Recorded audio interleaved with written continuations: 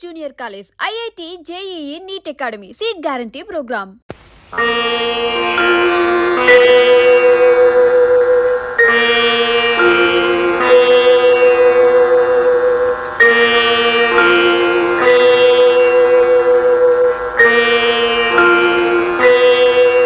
వెళ్ళొస్తాను మావయ్య గారు. అబ్బాయి దగ్గరికి నాకు రావాలనే ఉందమ్మా, కానీ నాకు ఆ ధైర్యం లేదు. నువ్వు వెళ్ళరామ్మా. రాదమ్మా, రామ్మా, బండెక్కు.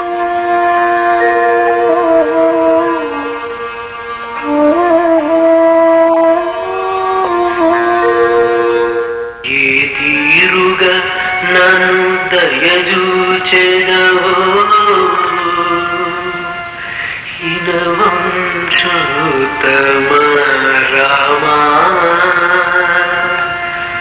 నాగరమా భవసాగర మీదగ నడిన గణేశ్వర రామా.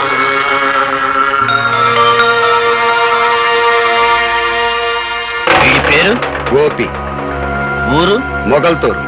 వృత్తి సంగీత విద్వాంసుని చెప్పు తిరుగుతుంటాడు. చేసిన నేరం హత్యా నేరం. ఏరా, పులిరాజు అనే వ్యక్తిని ఊరవతల పాండవుల మెట్ట దగ్గర నీ పాత కచ్చలతో పగతో అతని మెడ మీద కాలిసి తొక్కి చంపేశాం. అందుకు ఊరంతా సాక్ష్యం ఉంది. చేసిన నేరం ఒప్పుకుంటే సరే సరే, లేదా మా పద్ధతుల ప్రకారం నిన్ను ఒప్పించి బోన్లో నిలబెట్టి శిక్ష వేయించడం మా వృత్తి ధర్మం. మర్యాదగా చేసిన నేరం ఒప్పుకుంటావా లేదా? నీ చేత ఎలా ఒప్పించాలో మాకు బాగా తెలుసు. ఎరా, మాట్లాడవేరా? Put him behind the bar.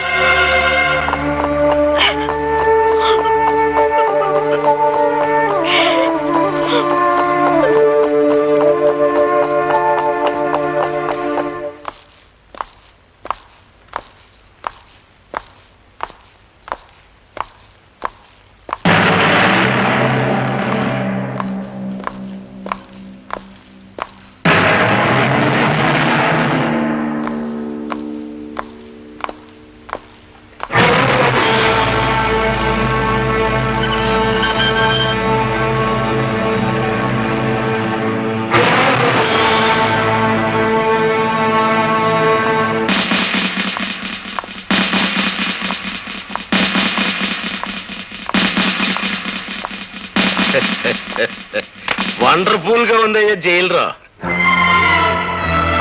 మెట్లు బీకేసిన హార్మోని పెట్టిలాగా ముచ్చటగా ఉందిరా నీ ముఖం.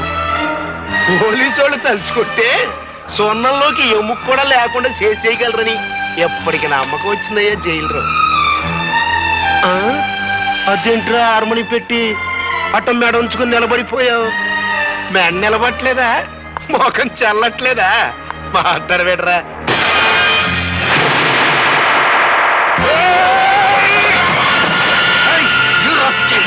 మీరాగండి సార్, మీరేం శ్రమ పడతాడు? మేముండగా ఒళ్ళు పొగరెక్కిందా? పెద్ద నువ్వు చేసుకుంటావా? మాట్లాడవేరా?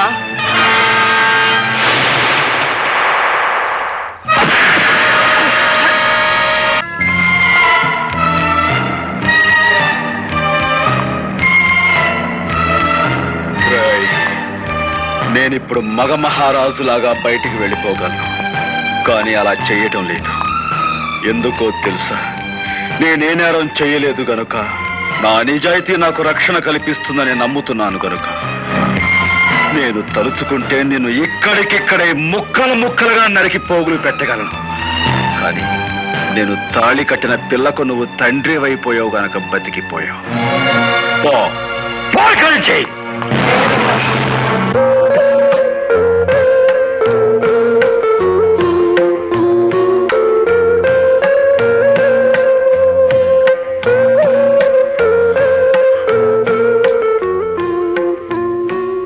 భర్తను చూసి భార్య గర్వపడే సందర్భం అందరికీ దొరకదండి. నేను అదృష్టవంతురాల్ని. మీ ఆత్మవిశ్వాసం చూసి ధైర్యం వస్తుంది తప్ప ఈ హత్య కేసు నుంచి ఎలా బయటపడ్డావు? ఏ లాయర్ని కలిసినా ప్రయోజనం లేదంటున్నారు. రాధా, ఏ లాయర్ వాదన నన్ను రక్షించలేదు. నేను చాలు నన్ను నేను కాపాడుకోవటానికి.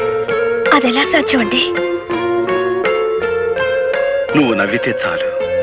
భర్తని పరిస్థితిలో చూసి ఏ భార్య అంటే నవ్వగలదు? నువ్వు అందరి భార్యలాంటి దానివి కాకూడదు రాధా.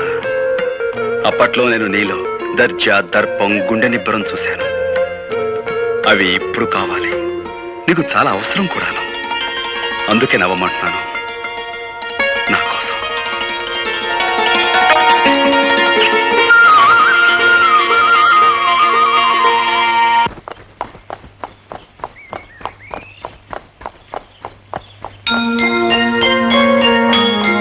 అప్పట్లో నేను నీలో దర్జా, దర్పం, గుండె నిబ్బరం చూశాను.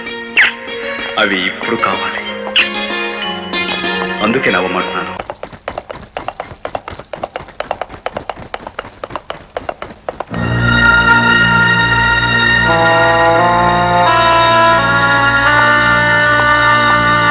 బాగున్నారా సార్? నాకేం బాబు, బాగున్నాను. కానీ నీలాంటి వాడిని ఇలా చూడడానికి నాకెంతో బాధగా ఉంది. మా అబ్బాయి పెళ్లి నీకు శుభలేఖిద్దామని వచ్చాను. చాలా సంతోషం. మీలాంటి వారికి నా మీద ఇంకా సదభిప్రాయం మీద ఉండటం నిజంగా నా అదృష్టం. అలా అనకు బాబు. బంగారాన్ని మెరుగు పెట్టడానికి దానికి లేని మురికిని అంటిస్తాను. ఆ మురికి కడగ్గాని బంగారం ఎలా మెరుస్తుందో నీకు తెలియంది కాదు. నువ్వు అలాంటి బంగారానివేనయ్యా. వస్తాను. మంచిది.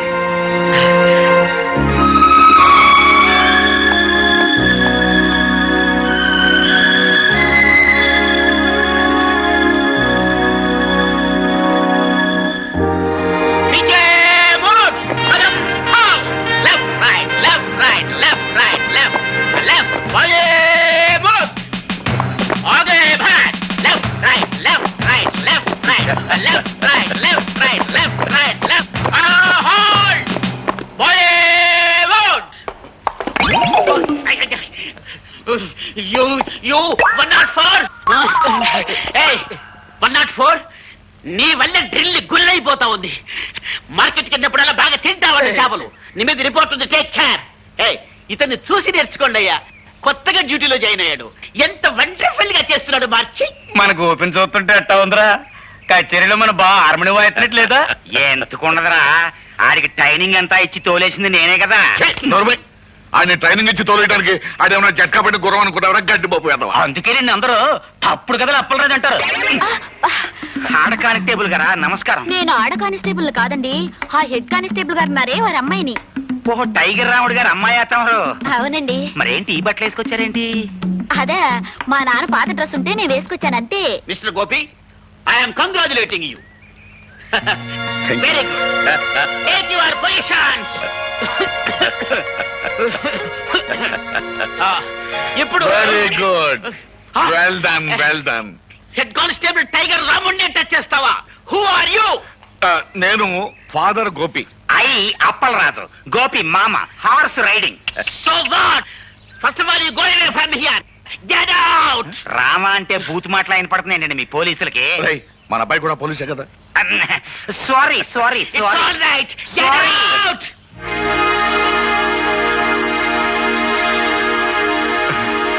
నమస్కారం మాస్టర్. అన్నమండి. నమస్కారం. రండి. ఒక మంచి సువార్త చెబుదాను వచ్చాను. ఏమిటది? మీరు అక్షరాలు నేర్పిన మా గోపిగాడు ఇప్పుడు దేశాన్ని కాపాడే కానిస్టేబుల్ అయ్యాడు. ఇదంతా తమ చేతి. ఇప్పుడు మీరు మా వాడిని చూస్తే ఎంత ఆనందపడతారో. విన్నా సంతోషంగానే ఉంది పాపారెడ్డి గారు. నా ఈ బ్రతుకు గొడవేదో తేలిపోతే నేనే స్వయంగా వచ్చి చూస్తాను. జగన్నాథం. రండి బ్రదర్స్. మా గోపి అబ్బాయి కూడా మీ పోలీసు ఉద్యోగం వచ్చేసిందిగా. ఇక నుంచి మనం బంధువులం, స్నేహితులం. ఏంటి కాపీ తాగుతారా? మాస్టారు, మీకు మర్యాదగా చెప్తున్నాం, నిరాహార దీక్ష విరమించుకోండి. కలెక్టర్ గారు వచ్చే టైం అయింది. ఆయన దృష్టిలో ఇది పడితే మంచిది కాదు. లేవండి. నాకు రావాల్సిన పెన్షన్ ఇవ్వకుండా తిప్పుతున్నారు. ఈ విషయం కలెక్టర్ గారి దృష్టిలో పడాలని ఈ నిరాహార దీక్ష. చాలా పెద్ద కబుర్లు చెప్పొచ్చావు. తొందరపడకండి అయ్యా. మాస్టర్ చాలా మంచి ఆయన. ఇప్పుడు మా అబ్బాయి కూడా మీ డిపార్ట్మెంట్ చేరాడు.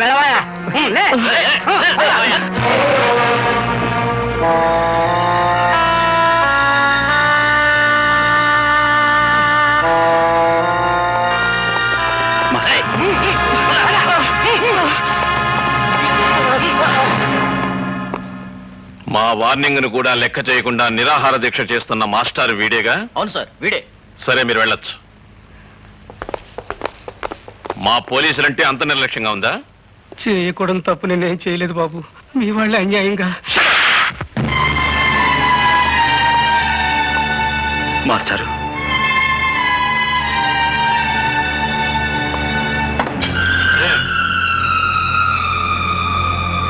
క్షమించండి సార్. బాబు గోపి, ఈ మాస్టర్ గారు ఏం అన్యాయం చేశారని సార్ ఆయన కొట్టారు? తనకు రావాల్సిన పెన్షన్ డబ్బుల కోసం 2 సంవత్సరాల పాటు తిరిగి తిరిగి వేరే గత్యంతరం లేని పరిస్థితిలో ఆయన నిరాహార దీక్ష చేస్తుంటే అది మీ దృష్టిలో క్రమశిక్షణ పాటించకపోవటమా, లేక లా అండ్ ఆర్డర్ని వ్యతిరేకించడమా? క్రమశిక్షణ తప్పిన వాళ్ళని, అన్యాయం చేసిన వాళ్ళని దండించడానికి మీరు ఉద్యోగంలో జాయిన్ అయితే సార్, మాస్టర్ గారికి పెన్షన్ డబ్బులు ఇవ్వాల్సిన ఆఫీసర్ చావచిత్త కొట్టి తీసుకొచ్చి ఆయనకి పెన్షన్ డబ్బులు ఇప్పించండి. అది మీకు చేత కాదు, ఎందుకంటే వాళ్ళు మీకంటే పెద్ద ఆఫీసర్లు కాబట్టి. అలాంటి వాళ్ళకైతే మీరు సెల్యూట్లు కొడతారు, ఇలాంటి వాళ్ళని చావచిత్త కొడతారు. ఏం సార్, నేనేమన్నా తప్పు మాట్లాడానన్నా నాకు గద్దిస్తున్నారు? క్రమశిక్షణ అతిక్రమించారని మీరు మాస్టర్ గారిని కొట్టారే. అసలు క్రమశిక్షణ పదానికి మీనింగు, స్పెల్లింగు నేర్పింది ఇలాంటి మాస్టర్లే సార్ మనకి. హక్కుల కోసం నిరాహార దీక్ష చేయటమే మీ దృష్టిలో అన్యాయం అయితే, మన దేశానికి స్వతంత్రం తీసుకొచ్చిన గాంధీ గారు కూడా ఇలాంటి నిరాహార దీక్ష చేశారు. అలా చేసినందుకు బ్రిటిష్ వాళ్ళు ఆయన జైల్లో పెట్టారు. అప్పుడు మనమంతా అది అన్యాయం, అక్రమం అని అరిచాం. చివరికి ఆ బ్రిటిష్ దొరల్ని తరిమి తరిమి కొట్టాం. కానీ మనకి స్వతంత్రం వచ్చిన 40 ఏళ్ల తర్వాత అదే అన్యాయాన్ని మీలాంటి వాళ్ళు చేస్తుంటే మాలాంటి వాళ్ళు మిమ్మల్ని ఏం చెయ్యాలి? మీకు సెల్యూట్లు కొట్టి మీరు చేసే అన్యాయంలో మేము పాలు పంచుకోవాలా? అది నాకు చేత కాదు సార్. అలా చేయటమే నా డ్యూటీ అయితే ఈ క్షణం నుంచి ఈ ఉద్యోగాన్ని వదిలేస్తున్నాను.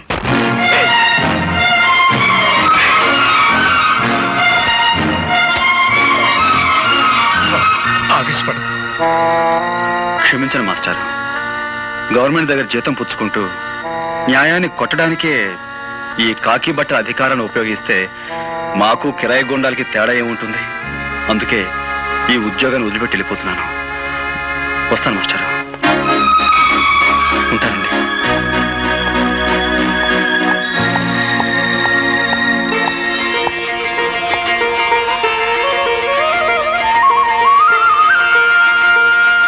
చాలా మంచి పని చేసావురా బాబు. ఉద్యోగం పోయి తిండికి లేకపోయినా సరే అవినీతికి తలపడనని నిరూపించినందుకు నాకు ఎంతో ఆనందంగా ఉంది. ఇన్నాళ్ళు గోపిగాడు నా బిడ్డ అని సంతోషించాను. కానీ ఈ రోజు నుంచి గోపిగాడికి నేను తండ్రినని గర్వపడతాను రా. నీలాంటి నిజాయితీపరుడు పోలీసు ఉద్యోగంలో చేరితే ప్రజలకి మేలు జరుగుతుందని ఆశపడ్డాం. అదంతా పెమ్మని తేలిపోయింది.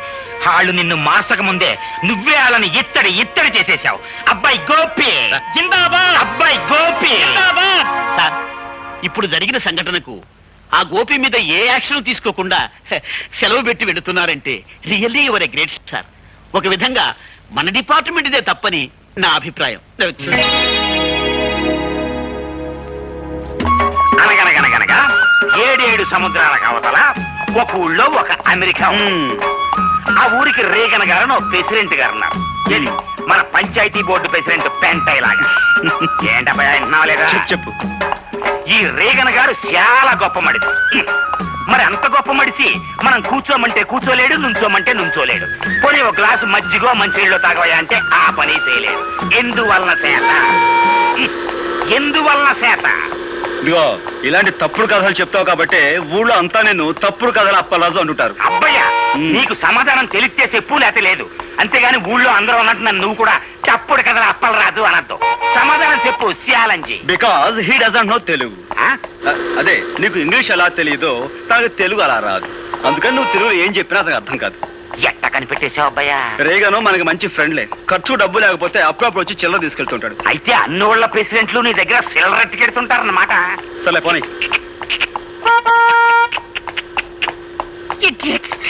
తప్పకుండా రాయ్ బండపు.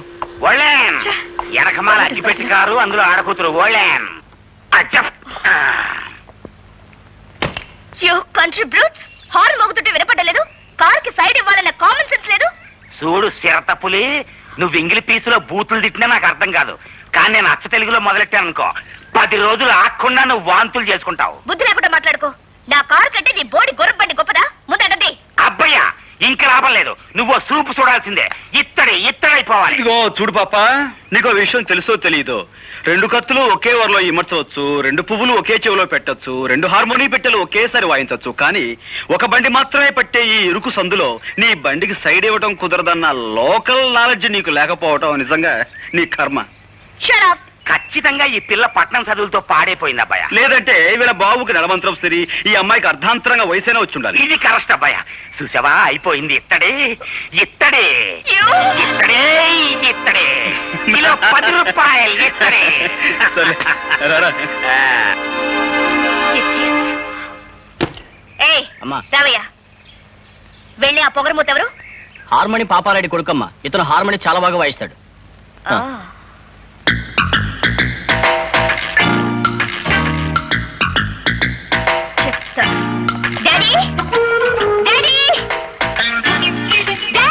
అమ్మాయి రాదా? ఎక్కడ అరుపులేంటి? అసలు ఆ కంగారికి రీజనింగ్ ఏంటమ్మా? రేపటి నుంచి నేను అర్జెంటుగా హార్మోని నేర్చుకోవాలి. ఇదేం గొడవమ్మా? చక్కగా సితారో ఏనో పొయ్యిలినో ఇంకేవో కొత్త వాయిద్యాలు వస్తున్నాయి. అవి వాయించడం నేర్చుకోకుండా ఎప్పుడో సురభి కంపెనీ వాళ్ళు వాయించిన హార్మోని నేర్చుకుంటానంటవేటి? అదంతా కుదరదు. రేపటి నుంచే నేను హార్మోని నేర్చుకుని తీరాలి, అంతే. పోనీలేరా బాబు, పిల్ల ముచ్చట పడుతుందిగా, నేర్పించు. అట్టగలేవే అమ్మా. అమ్మాయి రాదా, ఈ చుట్టుపక్కల ఊళ్ళల్లో హార్మోని వాయించడం వచ్చిన వాళ్ళు అందరినీ నీ ముందు వరుసలో నుంచోబెట్టేస్తాను. నీకు నచ్చిన దగ్గర నేర్చుకో. అక్కర్లేదు, ఈ ఊళ్ళోనే ఉన్నాడు. ఎవడాడు? పేరు గోపి, పాపారాయుడనే వాడి కొడుకట.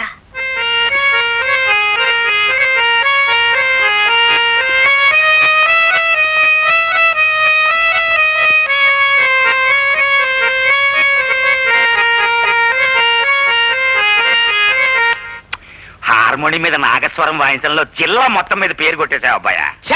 అందుకే నేను తప్పుడు కదా అప్పలేదన్నారా? మన అబ్బాయి 3 జిల్లాల మీద పేరు కొట్టేశాడు. పాపారాయుడు గారండి, మా అబ్బాయి గారి చేత సూర్యచంద్రరావు గారి అమ్మాయికి అర్జెంట్ గా హార్మోని నేర్పించాలని అర్జెంట్ గా పంపించమని ఆర్డర్ చేశారండి. అంచేత మీ అబ్బాయి గారిని అర్జెంట్ గా పంపించండి. ఏమిటి అంత అర్జెంట్ గానా? అంత అర్జెంట్ బాబోయ్, నేను వచ్చేస్తాను, నువ్వు అర్జెంట్ గా వెళ్ళిపో. ఇటు కాదు, అటు. ఏంటి వెళ్తావా? ఇంటికొస్తే కుర్చీ వేయాలనే మంచి మర్యాద తెలియని వాళ్ళ ఇంటికి వెళ్తావా? ఆ మంచి మర్యాద నేర్పడం కోసమైనా వెళ్ళాలి కదా. నాన్న, అతను వస్తున్నాడు. ఓ నువ్వా? రావయ్యా రా. ఇదేనా రావటం? తమరు చేయి మాసిపోతుందేమో. ఏంటి ఈ ఊళ్ళో అందరికీ నువ్వు హార్మోని నేర్పే గురువు అంట? అదేదో హాబీగా నేర్చుకున్నానండి. అది ఈ వేళ ఉపయోగపడుతుంది. మనం అలా కూర్చుని మాట్లాడుకుందామా? ఏ కూర్చోకుండా మాట్లాడలేవా? దాందే ఉందండి. కావాలంటే నడుస్తూ మాట్లాడగలను, పరిగెత్తుతూ కూడా మాట్లాడగలను. Hello, good morning. అసలు మీరేమిటి, మీ వంశం ఏమిటి, ఎలాంటి వంశం మీది? మీ తాత ముత్తాతల గురించి మా హిస్టరీ మాస్టర్ ఎప్పుడు చెప్తుండేవారు. ఇకపోతే మీ నాన్నగారి గురించి. నా గురించి నీకు ఇంకా బాగా తెలియదు. నా గురించి మీ అమ్మాయి గారికి బాగా తెలుసు కదండి. తీసుకో అమ్మాయ్యా. మొత్తానికి నువ్వు చాలా తెలివైనవాడయ్యా. మీరు ఇలాంటి విషయాలు భలే చక్కగా కనిపెడతారండి. ఈ విషయం కొంచెం మా నాన్నగారు చెప్పండి.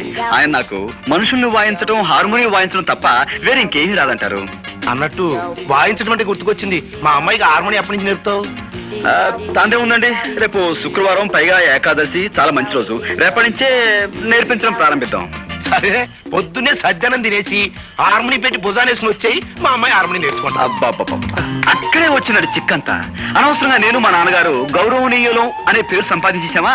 మరి మాలాంటి గౌరవస్తులం మీ ఇంటికి వచ్చి నేర్పిస్తే అది మీకే చిన్నతనంగా ఉంటుంది. కాబట్టి పొద్దున్నే మీ అమ్మాయిని మా ఇంటికి వచ్చామానండి. ఆ చద్దను మీద నేనే తెరిపించి హార్మోని నేర్పించడం మొదలు పెడతాను. ఉంటాను. ఏంటి, మా అమ్మాయి మీ ఇంటికి వచ్చి హార్మోని నేర్చుకోవాలా? ఎవరితో మాట్లాడుతున్నావో తెలిసే మాట్లాడుతున్నావా? ఏమిటి నాన్న నీ కంగారు? అతను అన్న దాంట్లో తప్పే ఉంది. మనలాంటి ధనవంతులు ఇలాంటి వాళ్ళ ఇంటికి సంగీతం నేర్చుకోవడానికి వెళితే అది వాళ్ళకి ఎంత గొప్ప. అందులోనే మన కారు వాళ్ళ ఇంటి ముందు ఆగితే వాళ్ళకి మరింత గొప్ప. అందుకని పాపం. అందుకే పాపం. అట్టగా పాపం. అవును పాపం. సరేనయ్యా, మా అమ్మాయి తనకి హార్మోని నేర్పే అవకాశం నీకు ఇస్తుంది. జాగ్రత్తగా నేర్పే. ఎట్టా ఉంది? పాలకోవ తిన్నంత ఆనందంగా ఉందండి. వస్తాను. బుల్లికారు వచ్చేస్తుంది అబ్బాయ.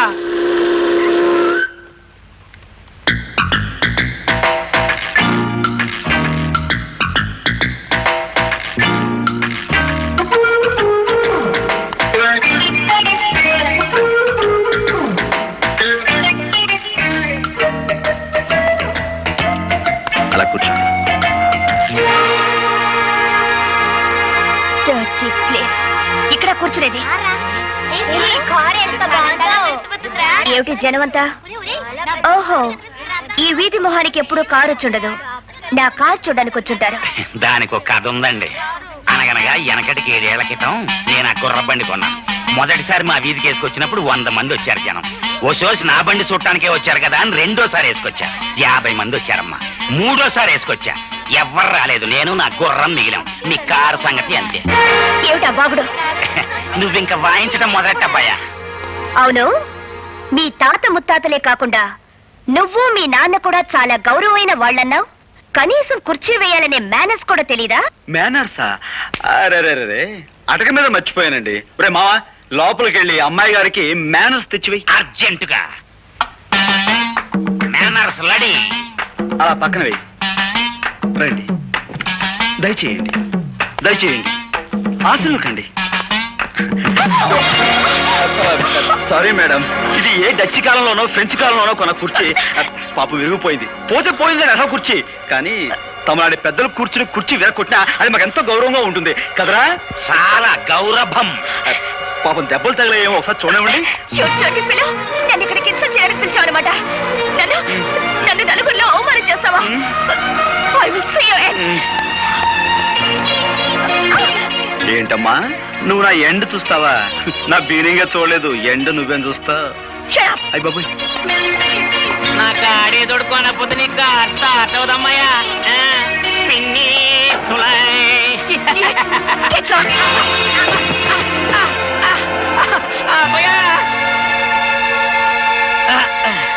అది మా పెద్ద దెబ్బ కొట్టింది. ఎంత పొగరు మొద్దో చూసావా అబ్బాయా? ఏంటేంటి బాలకమేంటి? ఆ బురదేంటి? ఆ కారులో వెళ్ళే పొగరపోతమ్మాయి నా మీద బురద కొట్టిపోయింది. చూసావా అబ్బాయా? దాని పొగరకు అంతు లేకుండా పోతుంది. ఇంకా లాభం లేదు, ఇత్తడైపోవాల్సిందే. అందుకో హార్మోని పెట్టా.